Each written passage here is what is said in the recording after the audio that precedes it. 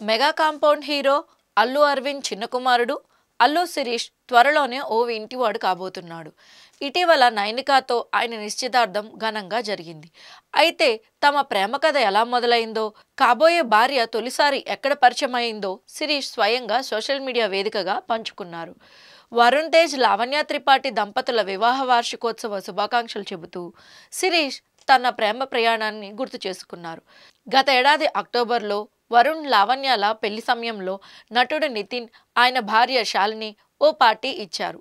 ఆ వేడుకకు Shalini best friend అయిన నైనిక కూడా వచ్చింది. నేను నైనికాని తొలిసారి చూసింది అక్కడే అని శిరీష్ తెలిపారు.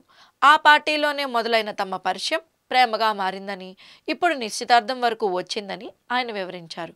భవిష్యత్తులో మా పిల్లలు మన పరిచయం ఎలా జరిగింది అని అడిగితే ఇదే కథ చెబుతాను. నన్ను తమ స్నేహితుల సర్కిల్లోని చేర్చుకున్న నైనిక స్నేహితులందరికీ ధన్యవాదాలు అని శిరీష్ తన పోస్టులో పేర్కొన్నారు.